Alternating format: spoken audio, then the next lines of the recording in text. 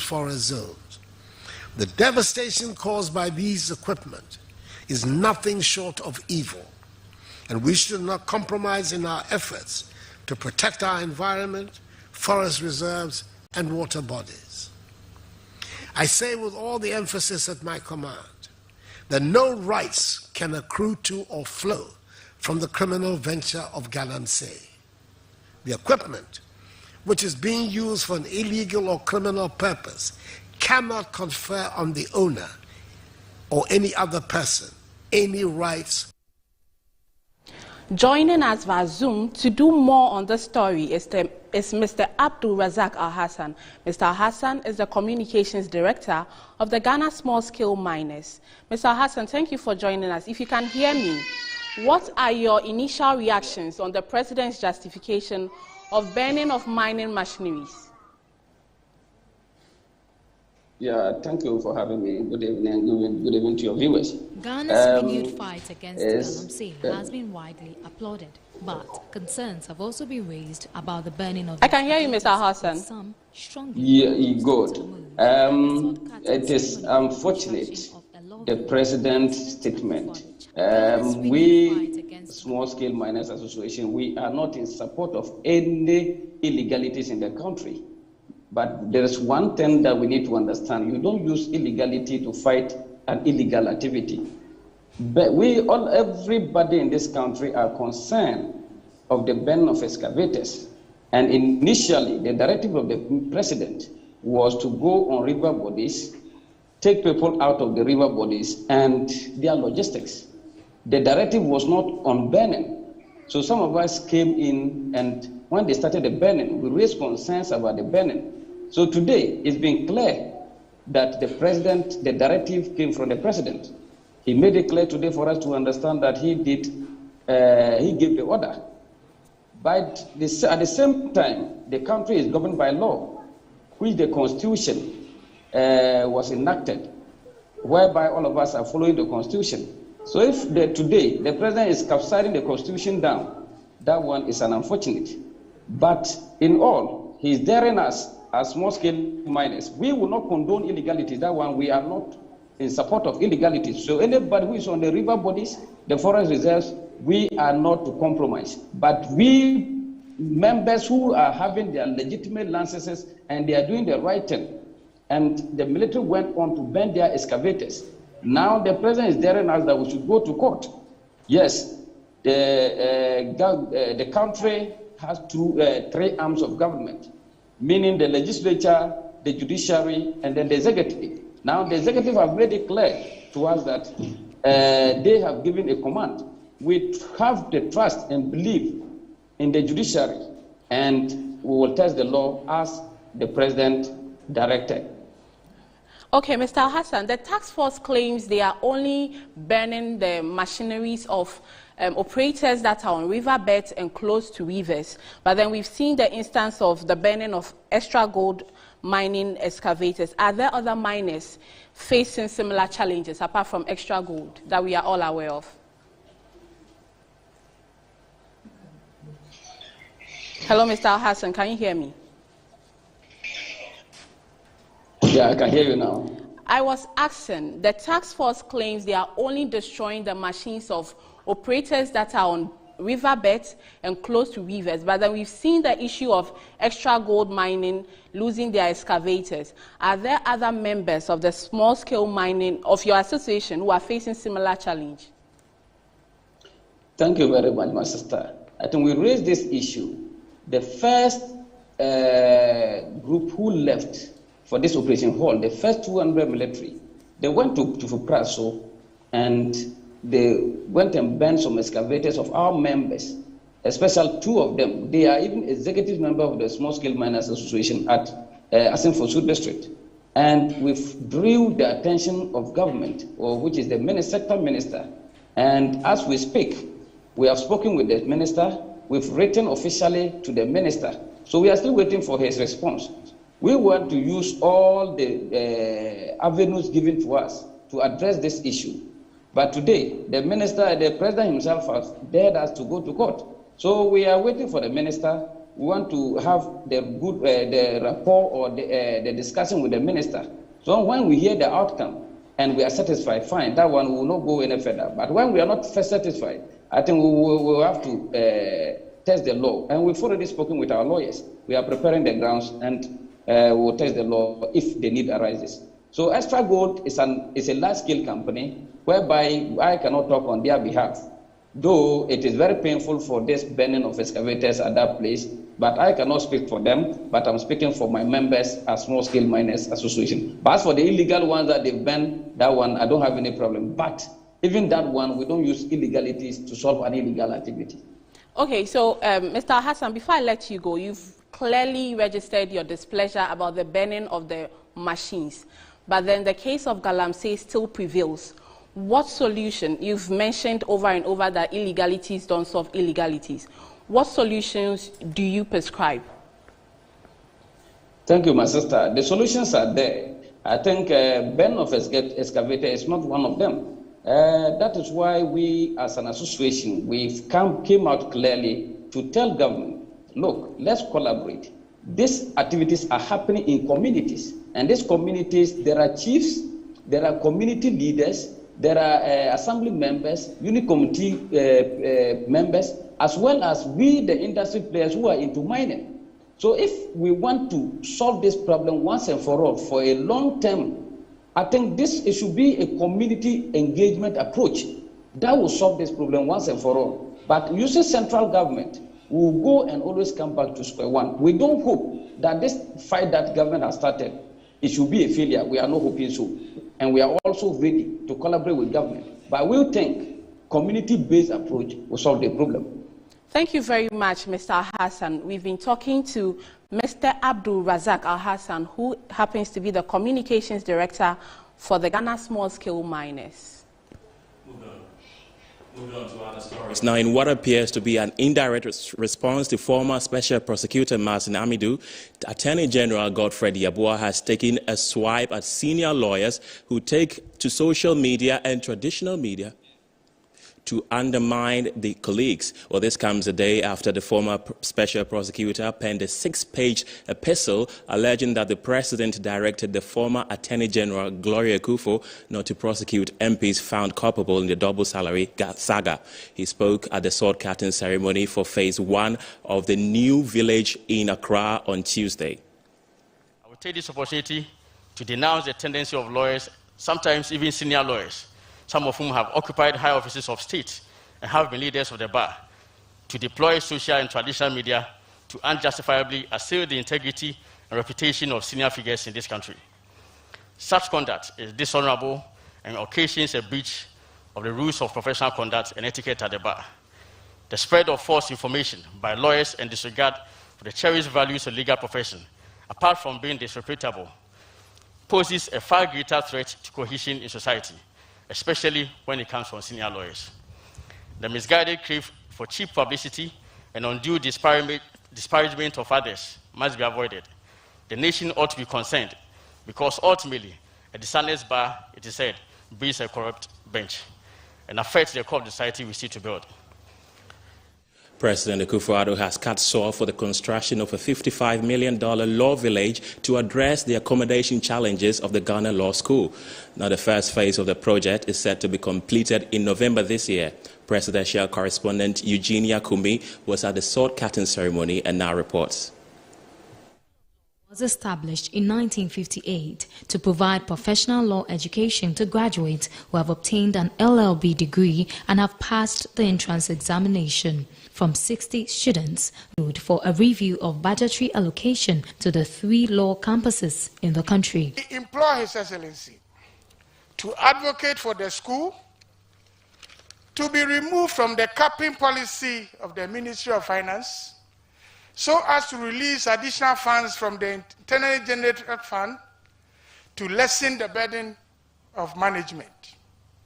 We hope your government will review upwards the budgetary allocation of 100,000 Ghana cedis for goods and services for this year for the 3 campuses. Attorney General Godfred Yeboah assured the director that their concerns would be addressed. I can assure the director that those pressing needs and concerns will be factored into the media review of the budget 2021. President Akufo-Addo was hopeful that the completion of the project will expand access to professional legal education. It is my expectation that the completion of the Law Village project will expand access to legal education without compromising on its quality, and ultimately assisting the administration of justice throughout the country.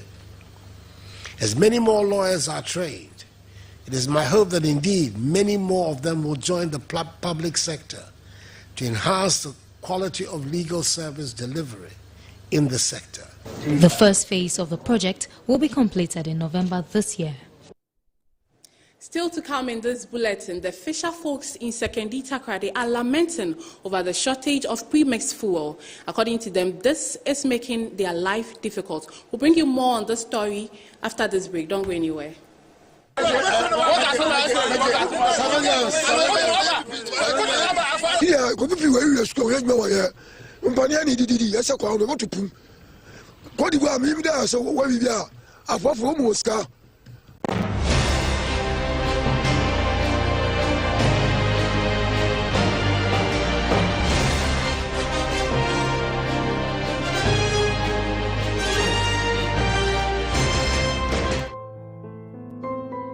Handkerchiefs is affordable and handy. Flora, better than cloth handkerchiefs. Flora is a product of Delta Paper Mill Limited. For inquiries and bulk purchases, call 0243 033 033.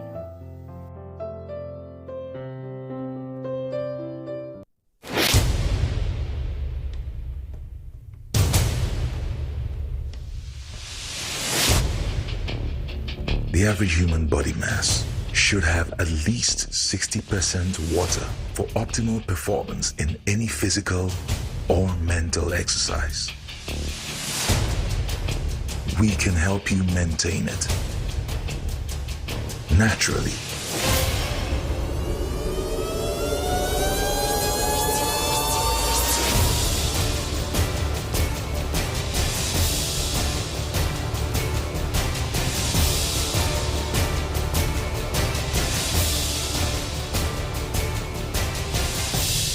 X Natural Mineral Water.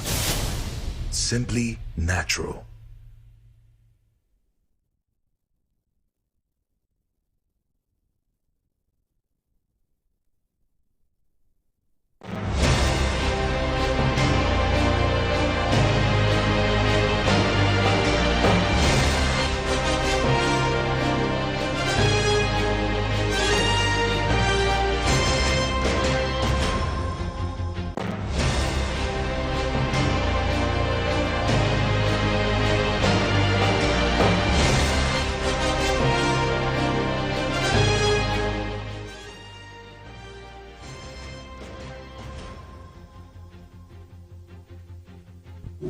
Now moving on to other stories, the minority leader Haruna Idrisu has called on government to constitute the Road Fund Board to facilitate the payment of Ghanaian road contractors.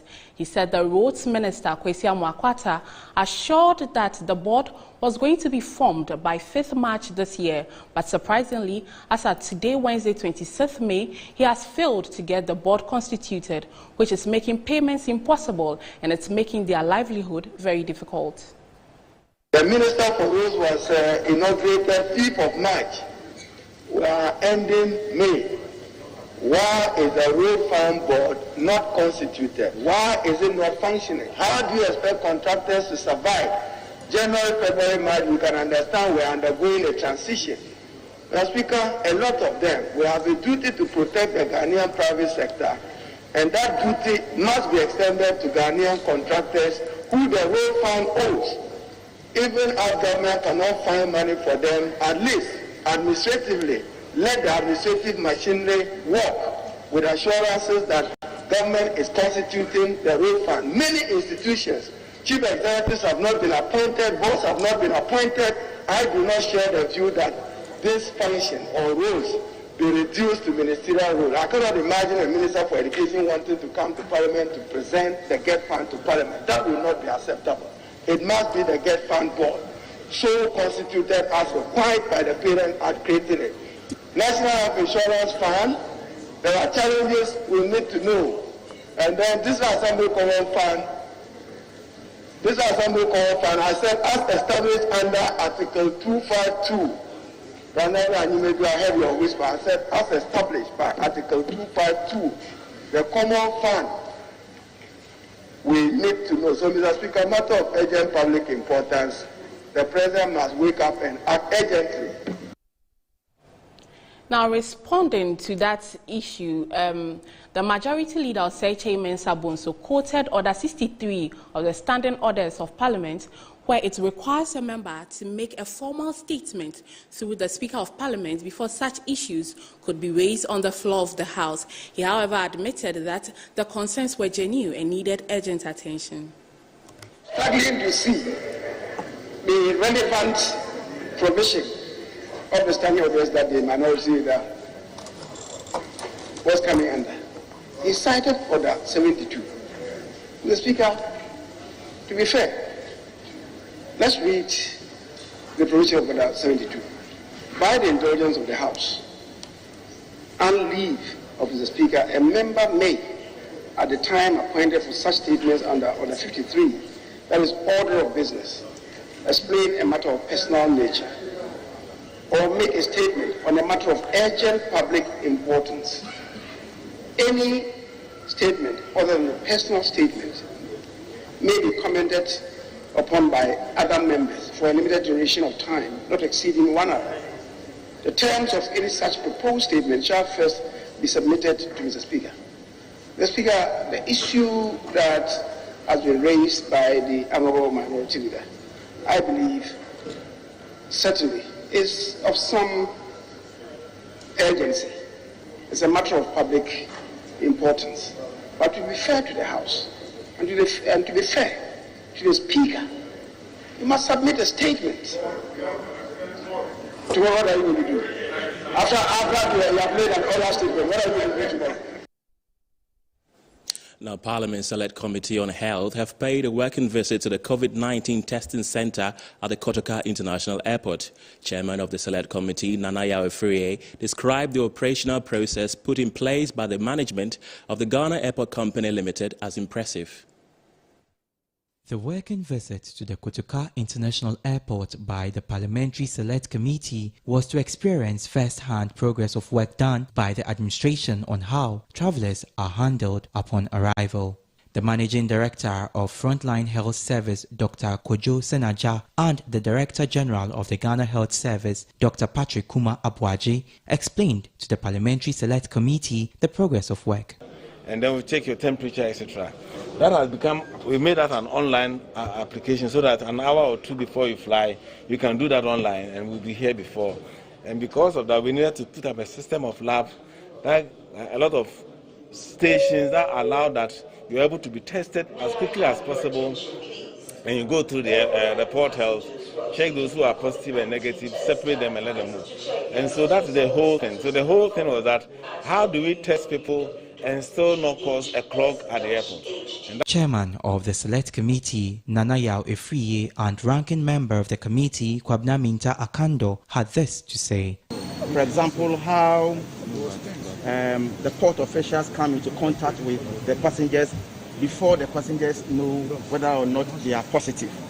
That's a worry, and I believe from here we'll have some interactions with them, and then we'll ponder over it, how we can. The operational processes and any other observations we have, we would do in-camera discussions. And Mr. Chairman, the people who have come into contact with and are taking us around, they have a certain responsibility to discharge. There are certain questions we cannot ask them. Issues of policy. I mean, you cannot ask them issues of policy. So when we meet the appropriate people, for example, whether or not people have other second opinion over the test, because we've had this issue of people having doubt about whether they are negative or positive. So I think this is an issue of policy, giving them the opportunity to, and there were a lot of hula balloons about the cost, the price, and now we are told that it's been reduced to about $50. The visit by the committee follows concerns by the ranking member of the Health Committee, Kwabena Minta Akando, over high COVID-19 cases being recorded at the airport. Now moving away from Accra and going to the Western region, fisher folks in Sekondi Takoradi in the Western region are unable to get enough premixed fuel for their fishing expedition. A negative development they warned, if not managed carefully, could have dire consequences on the fishing industry and ultimately add more joblessness to the growing phenomenon of unemployment in the country. Zambaga Rufai filed this report read to you. Hundreds of cases of premix diversion, reported cases of hoarding of the fuel, indiscriminate sale of the commodity, among other challenges, continue to impede smooth operations of the fishing industry in Ghana. These reported cases have equally been recorded and investigated by the National Petroleum Authority as part of activities to streamline operations of the sector. Unfortunately, the situation seems to worsen as premix supply, distribution and sale remains complex. Here are some concerns of fisher folk in Sekondi Takoradi.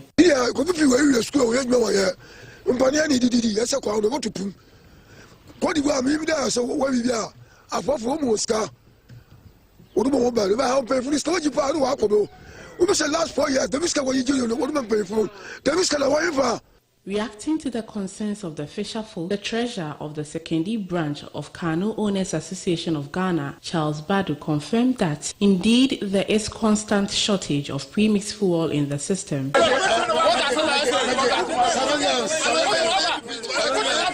Your problem, your way, Yanum Pan, non coordinated then, Unquay. We send ever and which are over Yam Panina, about what's bad and what's about him. Or ye a new soccer day in Kankampo, your primacy. Primacy bar, your best set in Penifun, a wounded. No more about what should my first from the wedding. I felt for your primacy then, or from Gopum. Or send a friendly bay and Yama. Aber not boko or the premise not about or boko in Jabasabende, premise in Solba or Momran Tataro. Usoban Tatara, now far from Subinia premise or either, without Gopum. On his part, Secretary of Sekondi Premix Central, Isaac Kwashi, observed that the formula for distribution of the premix fuel is opened and transparent. Petrol now, bana, one tanker which is 13,500 liters. 60 drums. Ne canoe also about 400. Na 400 need pa 400 which is 60. Ebi benyebi. Ebi lenyebi. And this ebi enyebi abakare. What on favoritism? So I don't say them not. He, however, considered that shortage and insufficient supply of the commodity remains a major challenge. Now, away from fishing to some politics, a group known as political parties outside Parliament have cautioned the NDC to desist from undermining their significance and contributions to the country's political and democratic development.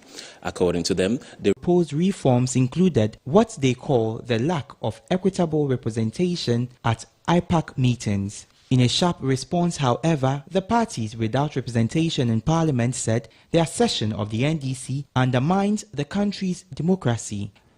Today, the NDC would call other parties to be accepted in the era of information technology and demand for national accountability. The General Secretary of the National Democratic Party, Alhaji Mohamed Frimpong, speaking on behalf of the group, noted although the parties outside Parliament have challenges with resources, they are still significant in the development of the nation. Even though other political parties outside Parliament may be facing dire resource challenges, we have the wealth of ideas, commitment and sincerity that match or even surpasses that of the duopoly in Parliament. Their present situation does not diminish their intelligence and policy relevance. And any of the two parties in Parliament now can also go down the way of CPP or even the PNP. They accuse the NDC of being sore losers.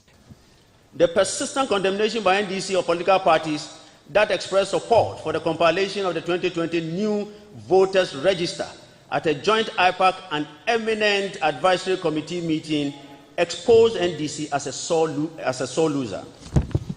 At a 2-day workshop in 2015 at Aliza Hotel, political parties purportedly supported the NDC rejection of new voter register under Madam Charlotte Osei.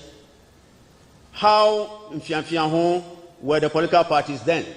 The group, Political Parties Outside Parliament, is made up of the National Democratic Party, the Liberal Party of Ghana, All People's Congress, United Progressive Party, Great Consolidated Popular Party, amongst others. Now, the Accra High Court has dismissed 2 motions by the former Kokobo Chief Executive Officer, Dr. Stephen Oponi, and the Agricult Ghana Limited CEO, Siedu Agongo, to halt the ongoing trial while they pursue an interlocutory appeal. The parties at the close of the state case made a submission of no case but were dismissed and subsequently appealed that the dismissal with an attendant motion or notice for a stay of proceedings. Arguing the application, lawyers for Dr. Oponi, Seth Agongo and Agricult Ghana Limited submitted that the court erred in its decision to dismiss the submission of no case.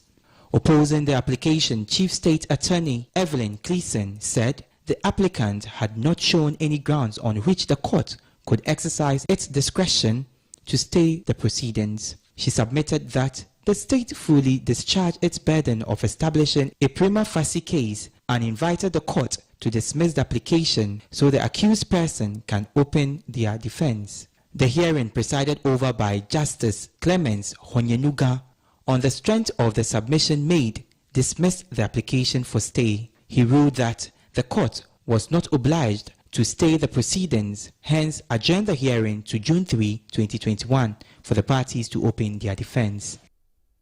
Of 670 kilometers of feeder and farmer access roads in the Upper West region. The financial support is aimed at improving interconnectivity between areas of production and marketplaces to reduce travel time, promote road safety, and strengthen management of the transport sector. The chiefs and people in the Sisala district, however, demand that in the spirit of fairness, social justice and non-discrimination, which are cardinal principles in the Ghanaian constitution and values shared by the EU, a repatronization and selection of the farm access routes be done based on production levels and severity of needs. We, the chiefs and smallholder farmers inhabiting the Wa East, Sisala East, Sisala West, and from the benefits of the EU-funded farm access rules that have been launched on the 18th of May 2021 at Tongu in the Wa municipality. The chiefs and farmers urged the Ministry of Roads and Highways to immediately find additional resources to create, rehabilitate and maintain the abandoned farm access roads in the farming district. We hereby demand on the principle of transparency and accountability that the Ministry of Roads and Highways should publish the selection criteria that formed the basis for the inclusion or exclusion of beneficiary districts under the EU-funded 670 kilometers farm access road project. You are watching Metro News Night here on Metro TV and also on DSTV channel 277, Go TV channel 170, and on Facebook at Metro News. We'll go for a short break and we'll be back with business. Stay with us.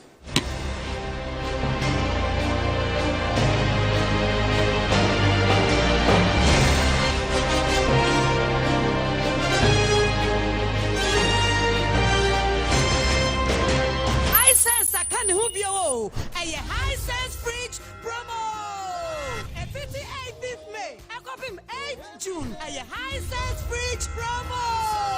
For high-sense showroom, yeah. This one, Mamu say, fridge that be how? And that's we here fridge for fro. And my opportunity way and sound hot that high-sense fridge na F4, and chair, and papa, and chip power, and bonus dear on the low. High-sense pet and the mouth 5 years manufacturer defect warranty. For high-sense fridge papa, never pro near Kai say, if it's 18th May, I got him 8th June. A high-sense fridge promo. High-sense everyday prices for everyday people.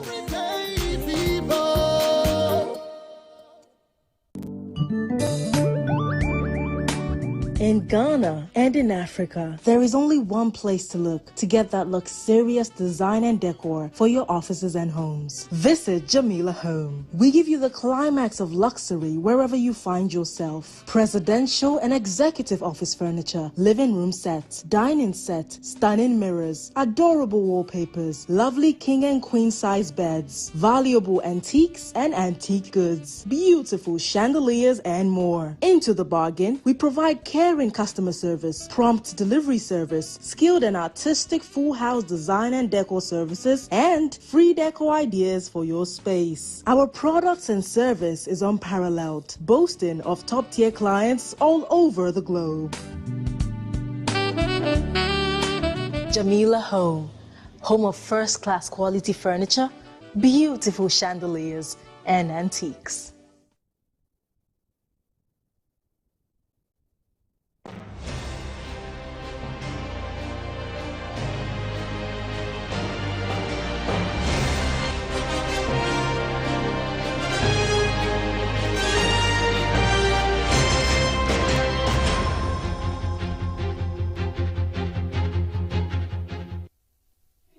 With us here on Newsnight, Winston is up next with business.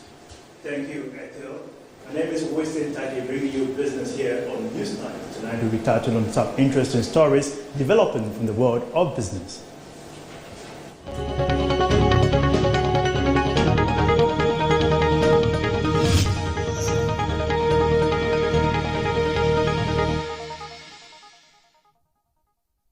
First story, the CEO of Deloitte East Africa, Joe Eshon, has urged the private sector to invest in the long-term skill building of the youth by addressing the mismatch of youth people's skill through the wider and more collaborative initiatives.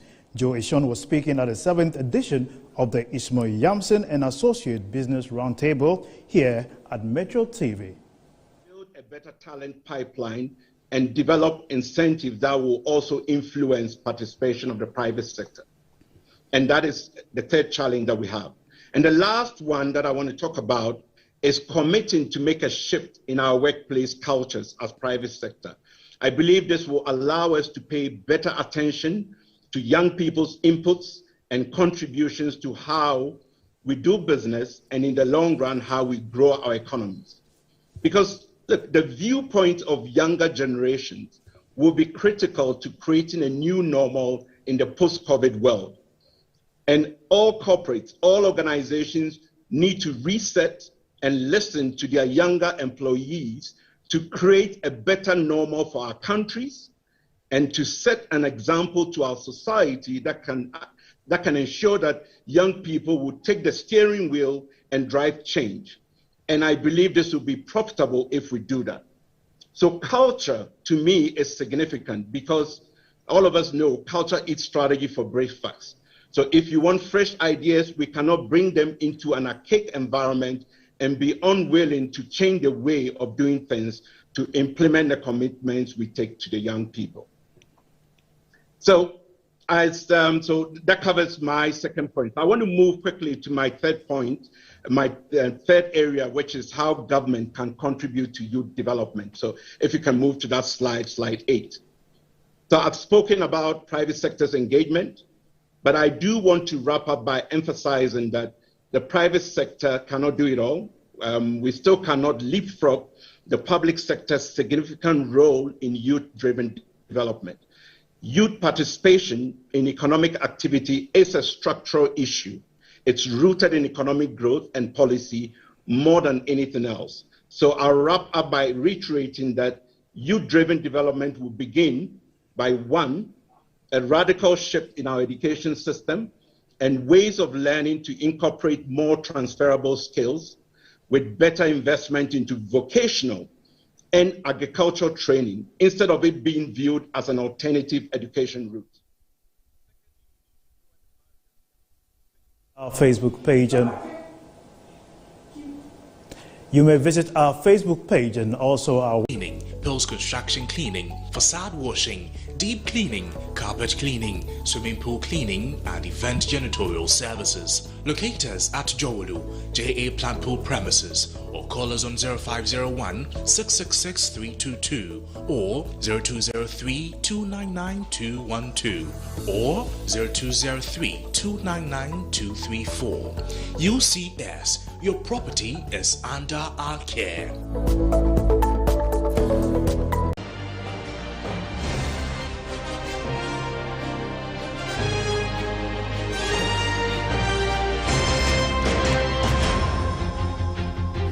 Welcome from the break. Now, Phil is standing by to give us the latest in sports. Phil, what's up in sports? Hi, my brother. How are you? I'm good. You're asking what's happened. Bad news for you. I'm sure you're a Manchester United fan. We'll bring you the bad news up next in sports.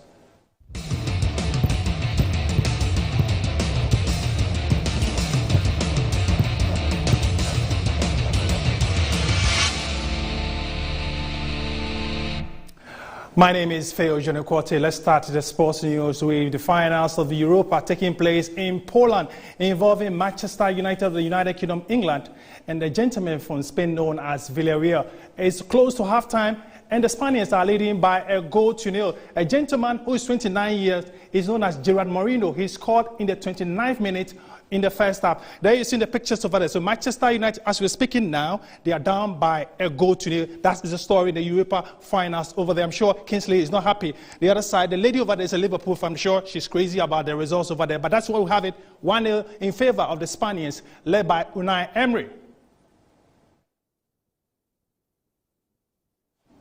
We're still focusing on European football. Antonio Conte used to be the coach of Inter. You see his picture on your screen pretty soon. He used to be their coach. There you have him over there. He helped them win the league for the very first time in 11 years. Inter, we're being told, is left. Is no more the coach of Inter. And this gentleman, Massimiliano Allegri, he used to be the coach of AC Milan, and Juve is likely to take up. Massimiliano Allegri smiling with the yellow teeth. This gentleman is also known as Simone Inzaghi. He might take the job too. He's an Italian, fine, handsome. He might grab it. Let's go forward. This is Jürgen Klinsmann. He used to be a German international, stopped playing football. He plays for Tottenham Hotspur in the English Premiership. We are being told that he's likely to be flying to North London to take that job at Spurs. Quite interesting. There you have him, a Dutch international, a legend of Barcelona, Roland Koeman. You see his name over there. There's a possibility that I'll be fired in the coming days to find out what happens. Roland Koeman, that's a grandfather over there. He looks nice, but I'm told he'll be fired.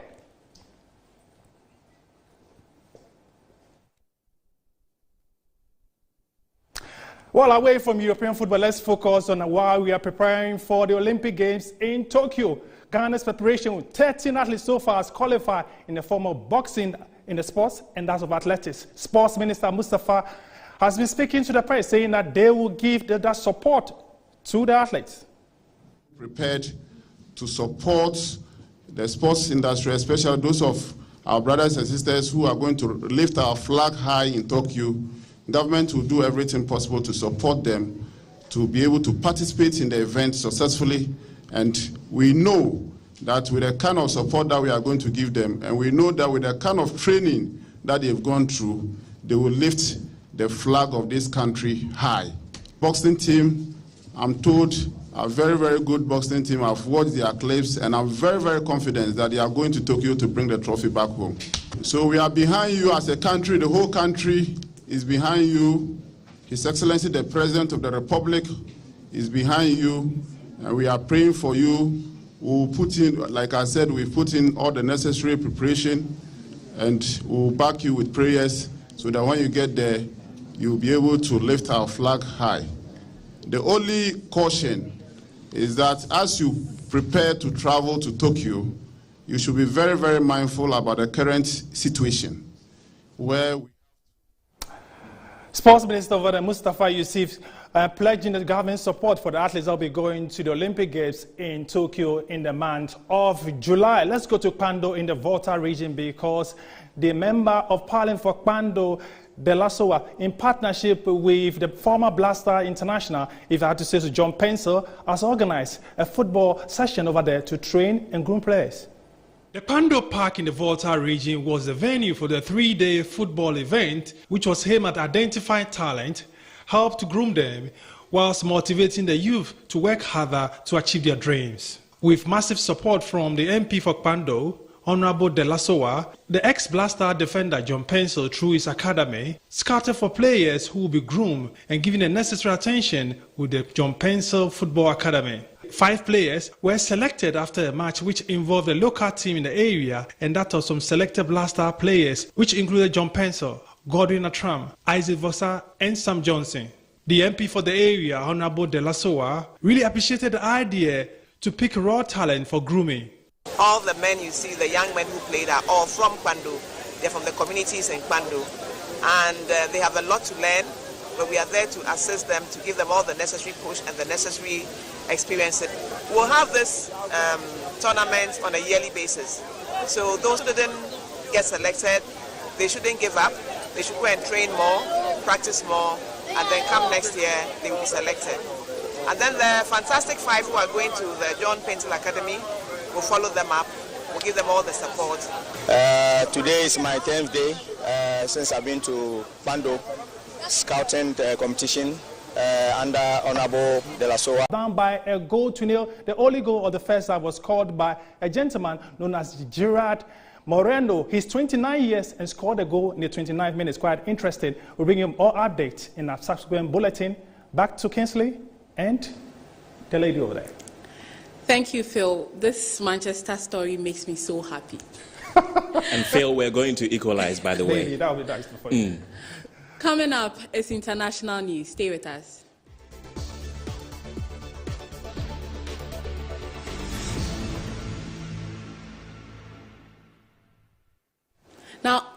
Now in Nigeria, more than 130 people are missing in Nigeria after a boat broke in 2 and sank, officials say. Most of the passengers were women and children traveling from Niger to Kebbi State in northeast Nigeria. Eyewitnesses say more than 160 people were on the vessel and just 22 have been rescued. Local authorities told the BBC that divers and emergency workers are trying to save others. However, it is unlikely that many survivors will be found.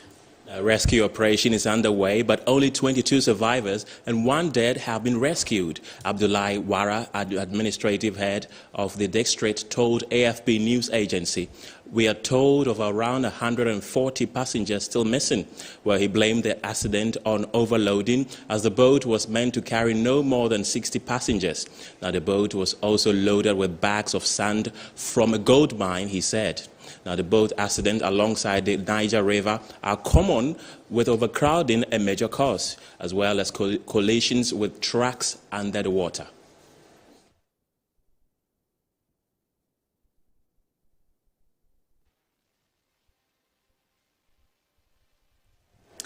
Thank you for watching Newsnight with me and Kingsley. But before we wrap up, these were the stories that made headlines. President Akufo-Addo justifies burning of excavators and other mining machineries by the Galamsey Task Force, much to the surprise of many, and challenged persons who hold contrary views to proceed to court. Now, good news for Ghana School of Law, as President Akufo-Addo cut sword for the construction of a $55 million law village to address the accommodation challenges of the Ghana Law School. And in business, the chairman and managing director of Volkswagen Group South Africa applauds government for his new automotive policy aimed at making Ghana an automobile hub. Now in sports, Phil brought us update that Manchester United is trailing by 1-0 in Poland. And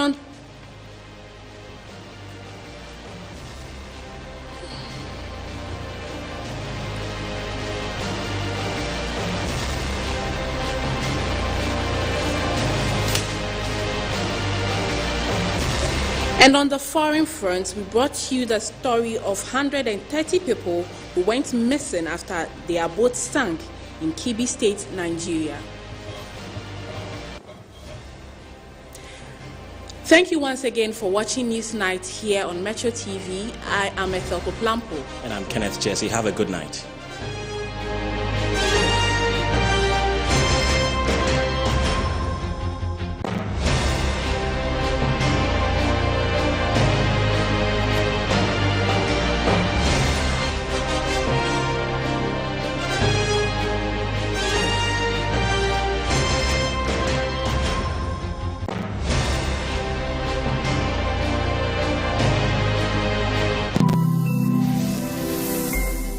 Metro TV, insightful and inspiring moments.